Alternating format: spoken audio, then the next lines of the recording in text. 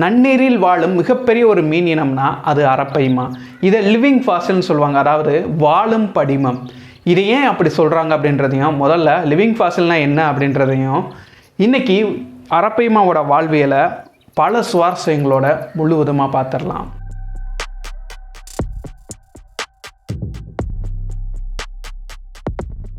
உலகத்தில் அமேசான் பகுதிகளில் தான் அரப்பைமா மீன்கள் காணப்படுது. இதனுடைய வாழ்வியலை முட்டையிலேருந்து பார்க்கலாம். ஒரு ஆண் மீன் ஒரு பெண் மீன் ரெண்டுமே ஒன்றா இருக்கும் பொழுது இந்த ஆண் மீனானது ஒரு குழி தோண்டும், 1/2 அடி ஆழத்துக்கு 2 அடி நீளத்துக்கு. அந்த குழிக்குள்ளே இந்த பெண் மீனானது முட்டைகள் இடும். கிட்டத்தட்ட ஒரு 1000லேருந்து 10,000 முட்டைகள் வரைக்குமே இடும். ஒவ்வொன்றுமே கடுகு அளவுக்கு அந்த அளவுக்கு தான் இருக்கும். இந்த முட்டைகளை ஆண் மீன் ரொம்பவே ஆக்ரோஷமாக பாதுகாக்க ஆரம்பிக்கும். இந்த முட்டைகள்லேருந்து குஞ்சுகள் வெளிவரதுக்கு கிட்டத்தட்ட ஒரு 4 நாள்ல இருந்து 1 வாரம் வரைக்குமே ஆகும். அதிலிருந்து குஞ்சுகள் வெளிவந்த பின்னாடி அடுத்த ஒரு சில நாட்களில் இந்த பெண் மீனானது அந்த இடத்த விட்டு விலகி போயிடும். இந்த ஆண் மீன் தான் முழுக்க இந்த குஞ்சுகளை ஆக்ரோஷமாக பாதுகாக்கும். இந்த ஆண் மீன் இனப்பெருக்க காலத்தில் தலைப்பகுதியில் கருமை நிறமாக இருக்கும். இதிலிருந்து வேரியல் சமிக்சை வெளிப்படுது. இதை வைத்து கொண்டு இந்த மீன் குஞ்சுகள் எல்லாமே ஆணினுடைய தலைப்பகுதியை சுற்றியே இருக்கும். இந்த குஞ்சுகளுடைய ஆரம்ப கட்ட உணவு அப்படின்னு எடுத்துக்கிட்டோம்னா இது ஜூ பிளாங்டன், இந்த மாதிரி நுண்ணுயிரிகளை தான் சாப்பிட்டுக்கிட்டு இருக்கும். அதே மாதிரி ஆரம்ப கட்டத்தில் இது செவில்கள் மூலமாக சுவாசிக்கும். அது என்ன எல்லா மீன்களும் செவில்கள் மூலமாக தானே சுவாசிக்கும் அப்படின்னா அது அப்படி இல்லை. ஏன்னா இந்த அரப்பைமா மீன்கள் 2 வித சுவாசங்கள் இருந்தால் தான் இதனுடைய வாழ்வியலை முழுமை பெறும். அதாவது செவில்கள் மூலமாகவும் இன்னொரு நேரடியாக காற்றை உள்ளிழுத்து சுவாசம் செய்வது மூலமாகவும். ஏன் செவில்கள் மட்டும் இதுக்கு பத்தாது அப்படின்னா அரப்பைமா மீன்கள் ரொம்பவே பெரிதாக வளரக்கூடியது. அதனால் இது தண்ணீருக்குள்ளே இருக்கக்கூடிய ஆக்சிஜன் அளவு மட்டுமே இதற்கு போதுமானதாக இருக்காது. அதனால் 10 நிமிஷத்துக்கு ஒருக்க நேரடியாக மேலே நேரடியாக காற்றை சுவாசிக்கக்கூடியது. இதற்கு ஸ்விம் பிளேடர், அதாவது காற்றுப்பைகள் இதுக்கு ரொம்பவே உதவியாக இருக்குது. காற்றுப்பைகளை பற்றி நிறையவே சொல்லலாம், நிறையவே நீங்கள் தெரிஞ்சுக்கணும். இதை நம்ம கடைசியாக சொல்லுவோம். இது செய்யக்கூடிய விஷயங்கள் நிறையவே இருக்குது. ஒரு 3 வாரங்களுக்கு அப்புறம் தான் இந்த குஞ்சுகளுக்கு இந்த காற்றுப்பைகள்லாம் வளர ஆரம்பிக்கும். அதன் பின்னாடி இது செவில்கள் மூலமாகவும் சுவாசிக்கும். அப்புறம் தண்ணீரின் மேற்பரப்புக்கு காற்றை நேரடியாகவும் சுவாசிக்க ஆரம்பிக்கும். இந்த ஆண்மீன் தன்னுடைய குஞ்சுகளை 2-3 மாதங்களுக்கு ரொம்பவே ஆக்ரோஷமாக பாதுகாக்கும். அதன் பின்னாடி ஒவ்வொரு மீன் குஞ்சுகளுமே தனித்தனியாக வாழ ஆரம்பிக்குது. பொதுவாக அரப்பைமா மீன்கள் இயற்கையில் தனித்தனியாக வாழக்கூடியதான் தனிமை விரும்பிகள் தான். இனப்பெருக்க காலத்தில் மட்டும்தான் ஒன்று சேரும். மற்ற நேரங்கள் எல்லாமே தனக்குன்னு ஒரு எல்லை வகுத்துட்டு அதில் மட்டும்தான் இருக்கும். ஆனால் நம்ம கடைகளில் பார்க்குறதோ இல்லாட்டி நிறையா நம்ம வளர்க்கக்கூடிய அரப்பைமா மீன்கள் எல்லாமே ஒன்று சேர்த்து வளர்க்கக்கூடியதை நம்ம பார்த்துருப்போம். ஆனால் இது எல்லாமே சிறுசுலேருந்து வளர்த்துருப்பாங்க. அதனால் ஒரு சமூக அமைப்போட வாழக்கூடியதாக இருந்திருக்கும். ஆனால் இயற்கையில் இது தனியாக தான் வாழக்கூடியது. வளர இதனுடைய உணவு அப்படின்னு எடுத்துக்கிட்டோம்னா இது தவளைகள், அப்புறம் இறால்கள், சின்ன சின்ன மீன்கள், ஏன் பறவைகளை கூட பிடிச்சு சாப்பிடக்கூடியதான் நம்ம அரப்பைமா மீன்கள். இது வேகமாக வளரக்கூடிய மீன். ஒரு வருஷத்துலேயே கிட்டத்தட்ட 2லேருந்து 3 அடி வரைக்குமே வளர்ந்துடும். அதே மாதிரி எடை 5 கிலோலேருந்து 10 கிலோ வரைக்குமே எடை வளர்ந்துடும். தனியாக வாழ்ந்துட்டு இருக்கனால இந்த நேரத்தில் இதுக்கு எதிரிகள் ரொம்பவே அதிகம். பிராணா மீன்கள், கேட்ஃபிஷ்ஷு, அப்புறம் ஜாகுவார் கூட இதனை வேட்டையாடக்கூடியது. அப்புறம் சில பாம்புகள், இது எல்லாமே இந்த அரப்பைமா மீன்களை வேட்டையாடக்கூடியது தான். இது பாலியல் முதிர்ச்சி அடைய 3லேருந்து 5 வருஷம் கூட ஆகும். அந்த நேரத்தில் இதனுடைய வளர்ச்சியுமே அபாரமாக இருக்கும். அதாவது 5 அடியிலேருந்து 6-7 அடி வரைக்கும் கூட இருக்கும். அதே மாதிரி எடைன்னு பார்த்துக்கிட்டோன்னா 40 கிலோலேருந்து 60 கிலோ வரைக்கும் எடை இருக்கும். அந்த நேரங்களில் பெண் மீன்கள்லேருந்து சுரக்கக்கூடிய அந்த வேதியியல் சமிக்சையை வச்சு ஆண் மீனானது அந்த இடத்துக்கு போகும். அதே மாதிரி பெண் மீன்கள் இனப்பெருக்கத்திற்காக ஆண் மீன்களை தேர்வு செய்கிறதுமேவும் நல்ல வலிமையான ஒரு பெரிய மீன்களாக தான் தேர்வு பண்ணும்.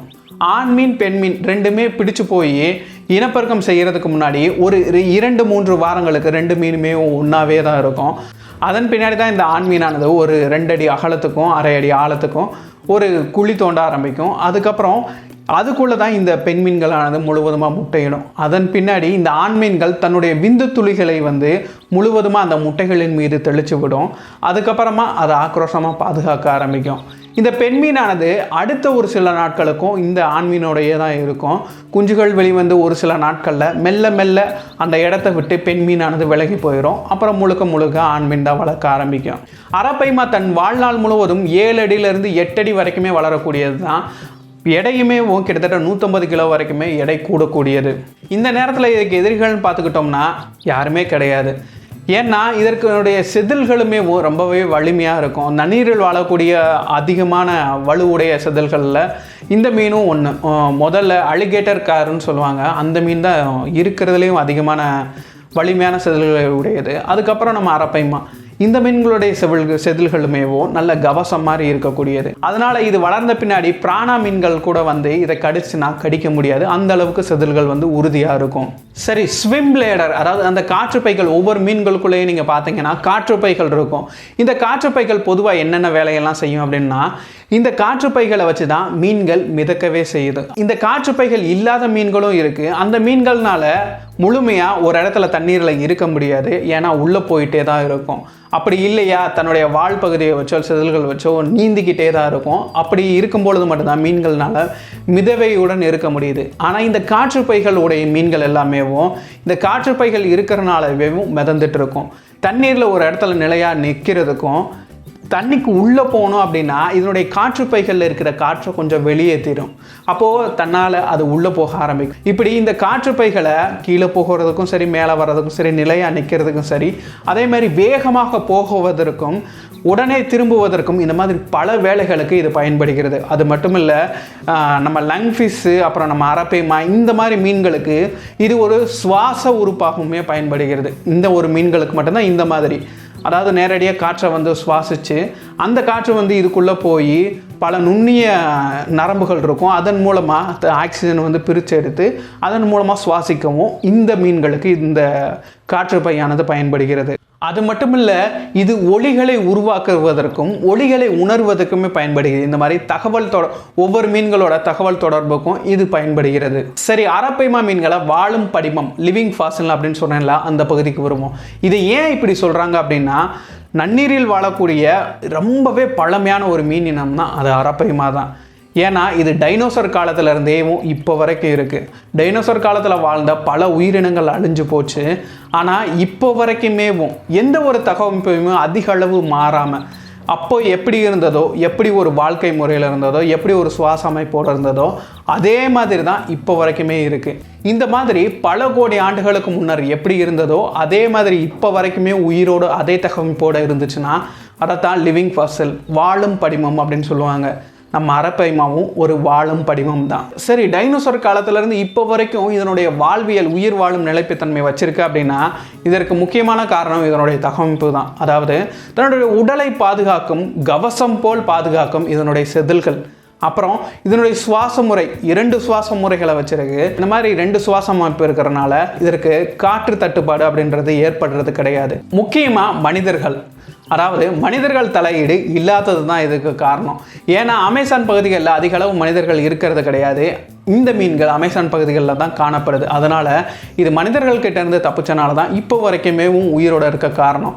ஆனால் இப்போது இது அழிவின் விளிம்பிற்கு மெல்ல மெல்ல போயிட்டு இருக்கு. ஏன்னா மனிதர்கள் அதிநவீன கருவிகள் மூலமாக உள்ளே பூந்துட்டாங்க.